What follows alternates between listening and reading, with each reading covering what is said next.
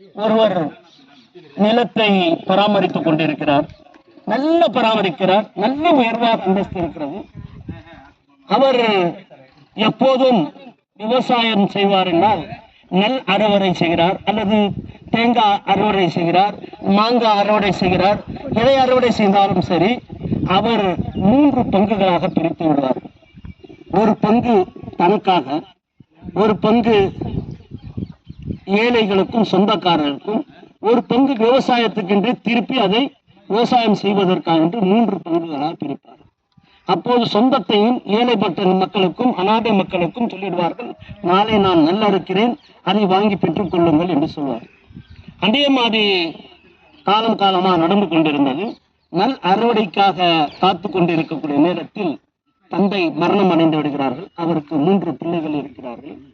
3 பிள்ளைகள் என்ன செய்கிறார் என்று சொன்னால், இப்போ அந்த விவசாயத்தினுடைய நெல்லை அறுத்தால் ஏழைகள் வந்து நின்றுவார்கள், சொந்த பந்தம் நின்றுவோம், அவங்களுக்கெல்லாம் கொடுக்கணும். எங்க அப்பா தொடர்ச்சியா கொடுத்துக்கிட்டு இருந்தார், நம்ம கொடுக்கலன்னா எப்படின்னு சொல்லிட்டு இரவோட இரவாக பேசி தனக்குள்ளார ஆலோசனை செய்து கொண்டு காலை விழுங்காலை போய் நாம் அறுத்து அந்த நெல்லை எடுத்து வீட்டுக்கு வந்து விட வேண்டும் என்று சொல்கிறார்.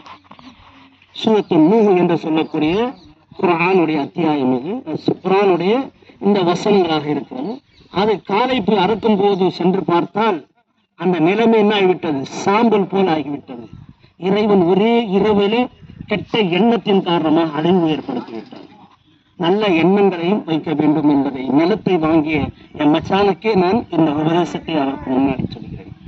3வது ஒரு சம்பவத்தை நினைவுபடுத்துகிறேன். இறை தூதருடைய காலத்துக்கு முன்னாடி வாழ்ந்த ஒரு சகோதரர் ஆடை மேய்த்து கொண்டிருக்கிறார்கள். வெட்ட வெளிச்சமாக இருக்கிறது, எந்த மேகமும் இல்லை, காண போனால் எங்கே பார்த்தாலும் எதுவும் இல்லை. பார்த்தால் அந்த நேரத்தில் வானத்திலிருந்து, எந்த மனிதனும் இல்லாத ஒரு இடத்திலிருந்து வானத்திலிருந்து சத்தம் வருகிறது, நீங்கள் இந்த நிலத்திற்கு தண்ணீர் தேவை என்று என் அடியார் மன்றாடி கொண்டிருக்கிறார், அவருக்கு அந்த பூர்த்தியை செய்து தாருங்கள் என்று வானத்திலிருந்து சத்தம் வருகிறது. மேகங்கள் ஒன்று கூடுகிறது, மலையின் மேல் தண்ணீர் ஊத்துகிறது. அந்த தண்ணீர் நேராக எங்கே செல்கிறது, நிலத்துக்கு செல்கிறது. எந்த நிலத்துக்காரர்கள் பிரார்த்தனை செய்து கொண்டிருந்தார்களோ, துஆ செய்து கொண்டிருந்தார்களோ, அந்த நிலத்துக்கு நேராக அந்த தண்ணீர் செல்கிறது. அப்போ அங்கே போனால் ஒரு ஆள் முண்டி வச்சுக்கிட்டு அந்த மடையை திருப்பதற்காக, காணையை அதெல்லாம் கட்டுவாங்க இல்லையா, எல்லாம் உங்களுக்கு தெரியும், அந்த மடையை திருப்பத்துக்காக முண்டி வச்சுக்கிட்டு நிற்கிறார். தண்ணி வருது, அங்கங்கே வாய்க்கால்களிலிருந்து மடைகளை கட்டி அவர்கள் தனியாக விட்டு கொண்டு இருக்கிறார்கள். அப்போது அந்த மனிதர் ஓடி வந்து வெட்ட வெளிச்சத்தில் நின்று கொண்டிருந்தாரு, நடு பகுதியில் நின்று கொண்டு பார்த்திருந்தாரு. தனி மனிதன், இன்னால மேல இந்த சத்தம் வந்துச்சே, இன்னாருடைய நிலத்துக்கு தண்ணி பாயணும், இந்த தண்ணி எங்க போகுதுன்னு பின்னாலே வந்து பாக்குறாரு. பார்த்தா அந்த நிலத்துக்காரருடைய பேரை கேட்கிறாரு. உன்னுடைய பேர் என்ன பண்ண, இந்த பேரை சொல்றாரு. உன் பேர் தான் வானத்துல நான் கேட்டேன், நீ என்னப்பா செய்யற அப்படின்னு கேட்டாரு. நீ இறைவனுக்கு அந்த மாதிரி என்ன செய்யற, தண்ணியே இல்லாத பாலைவனங்களாக கிடக்கக்கூடிய, யாருக்குமே தண்ணி இல்லாத கஷ்டப்படக்கூடிய நேரத்தில் நீ தண்ணியை கொடுத்து இருக்கிறாயே, தண்ணி வருது உனக்கு, இறைவன் அருள் புரிந்திருக்கிறானே, உனக்கு எப்படிப்பான்னு கேட்டார்.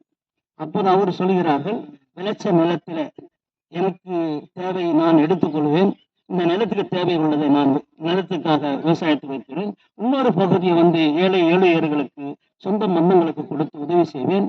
காக்காகளோ அல்லது கொக்குகளோ ஏதாவது வந்து பறவைகளோ அந்த பழங்களை, அந்த நேரத்தில் பழங்கள்லாம் அதிகமாக விவசாயம் செய்வாங்க, அந்த பழங்களை சாப்பிடும் நேரத்தில் அதை நான் விரட்ட மாட்டேன் என்பதை அவர்கள் சொல்கிறார்கள். அதனால்தான் உனக்கு இறைவன் அருள் புரிந்திருக்கிறான் என்கிறார்கள். அந்த மாதிரி என்னுடைய மச்சான் அவர்களுக்கு என்ன, என் மச்சானுக்கு அல்லாஹ் தஆலா அருள் புரிந்து, என்ன முஸ்தாக் அருள் புரிந்து நல்ல இந்த நிலத்தை நல்ல ஒரு விவசாய நிலங்களாக மாற்றி இந்த இடத்துல ஒரு பள்ளிவாசல் மசீது கட்டி இருக்கிறார்கள்.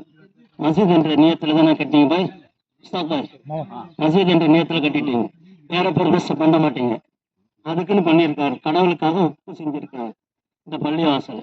இந்த பள்ளிவாசலை வந்து இறைவனுக்காக இந்த இடத்துல, இந்த 3 ஏக்கரத்துல 2.25 ஏக்கரத்துல இதுலக்கும் ஒரு இடத்த கொடுத்திருக்காரு. இறைவன் அதுக்காக அருள் புரியட்டும். இதனை நாள் கொண்டு அவர்களை வளர்ச்சி ஏற்படுத்தி இன்னும் வர்க்கத்தை உண்டாக்கி தருவானாக. அவர்களுக்காக நீங்கள் துஆ செய்யுங்கள். அல்லாஹ் அவருடைய வரக்கூடிய முசீபத்திலிருந்து அல்லாஹ் காத்தருவானாக. அல்லாஹும்ம அஜிர்னி ஃபீ முஸீபத்தினி வஃப்ரிஜ் லி கைரன் மின்ஹா, கைரான வாழ்க்கை அவர்களுக்கு தந்தருள்வானாக. பிரார்த்தனையிலே மிக சிறந்த பிரார்த்தனையாக இருக்கிறது அவருக்கு நாம் தரக்கூடியது, அல்லாஹ் அவருடைய ஹலாலான ரிசக்கை உண்டாக்கி ஹராமான ரிசக்கிலிருந்து அல்லாஹ் விலக்கி வைப்பானாக. அல்லாஹும்ம இன்னி அஸ்அலுக இல்மன் நாஃபியா, நல்ல கல்வியை, நல்ல நாணத்தை, நல்ல சிறந்த செல்வாக்கையும் கொடுத்து அருள்வானாக. இல்மன் நாஃபி வரிஸ்கன் ஹலாலன் தைபா, ஹலாலான ரிசக்கை அல்லாஹ் தஆலா அவர்கள் கொடுத்து அருள்வானாக. அமலன் முத்தகப்பலா, அவர் செய்யக்கூடிய தர்மங்கள், அவர் செய்யக்கூடிய வழிமுறைகள் எல்லாம் அல்லாஹ் கபூலாக்கி வைப்பானாக என்று நீங்களும் துஆ செய்யுங்கள். அதிகம் தோட்டத்துக்காரர்களுக்காக நமக்கு இந்த துஆவை சொல்லி கொடுத்தாங்க. அவர்களுக்காக என்ன துஆ செஞ்சாரு? அல்லாஹுடைய தூதர் ஸல்லல்லாஹு அலைஹி வஸல்லம் நூஹ் அலைஹிஸ்ஸலாம் காலத்துல நிலத்துல தண்ணி என்ன செய்கிறது? தண்ணி குறைகிறது, நீர் மட்டம் குறைகிறது என்று சொன்னால் இறை தூதர் ஸல்லல்லாஹு அலைஹி வஸல்லம் தோட்டத்துக்காரர்களுக்கு கற்றுத்தந்தது. நூஹ் அலைஹிஸ்ஸலாம் ஆதி மனிதனுடைய பிறகு வந்த நூஹ் அலைஹிஸ்ஸலாத்து வஸ்ஸலாம் அஸ்தக்ஃபிருல்லாஹ் அல்லதி லா இலாஹா இல்லா ஹுவல் ஹய்யுல் கய்யூம் வ அத்தூபு இலைஹ். அஸ்தக்ஃபிருல்லாஹ் என்றால் மன்னிக்க செய்யட்டும், இறைவன் என்னை மன்னிக்கட்டும், நான் குற்றவாளியாக இருக்கிறேன் என்று தலை சாய்க்கக்கூடிய நிலையில் அல்லதி லா இலாஹா இல்லா ஹுவல் ஹய்யுல் கய்யூம், அல்லாஹ்வை தவிர வேறு யாரும் இல்லை. ஹய்யுல் கய்யூம், நிலைத்து இருக்கக்கூடியவன், என்றும் நிலைத்து இருக்கக்கூடியவன் அந்த அல்லாஹ். அவன் நாடினால் இந்த பூமியில எப்படி நிலத்துல தண்ணி தரணுமோ அப்படி தந்துவிடக்கூடியவனாக இருக்கிறான். அல்லாஹ் அந்த முஸ்தாக் அவர்களுக்கு நல்ல தண்ணியை கொடுத்து நல்ல விளைச்சல் நிலைகளை ஏற்படுத்தி அவரும் சாப்பிட்டு சந்தோஷமாகவும் அவருடைய உற்றார் உறவினர்களையும் சாப்பிட்டு சந்தோஷமாகவும் இருப்பதற்கும் அதே நேரத்தில் ஏழையர்களும் சந்தோஷமாக இருப்பதற்கும் அல்லாஹ் வாய்ப்பு தந்திருவானாக. ரப்பனா தக்கப்பல் துஆனா இன்னக அன்த ஸமீஉல் அலீம் வ துப் அலைனா இன்னக அன்த தவ்வாபுர் ரஹீம். ரப்பனா ஹப் லனா மின் அஸ்வாஜினா வ ذُرِّيَّاتِنَا قُرَّةَ أَعْيُنٍ وَاجْعَلْنَا لِلْمُتَّقِينَ إِمَامًا. ربنا هب لنا من أزواجنا وذرياتنا قرة أعين واجعلنا للمتقين إماما. ربنا إننا سمعنا منادي ينادي للإيمان أن آمنوا بربكم فآمنا. ربنا فاغفر لنا ذنوبنا وكفر عنا سيئاتنا وتوفنا مع الأبرار. ربنا وآتنا ما وعدتنا على رسلك ولا تخزنا يوم القيامة إنك لا تخلف الميعاد. سبحان ربك رب العزة عما يصفون وسلام على المرسلين والحمد لله رب العالمين. سبحانك اللهم وبحمدك أشهد أن لا إله إلا أنت أستغفرك وأتوب إليك. الحمد لله.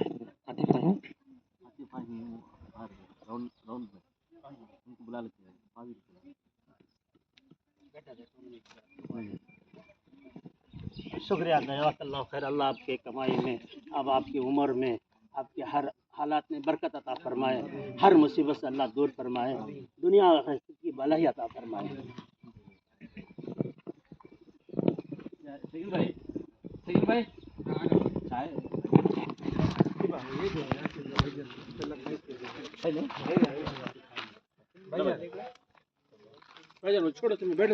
गाड़ी में डाल देंगे, माइक की किच वही रहे तो शेप देखे तो आप छोड़ो क्या अभी नहीं क्या अभी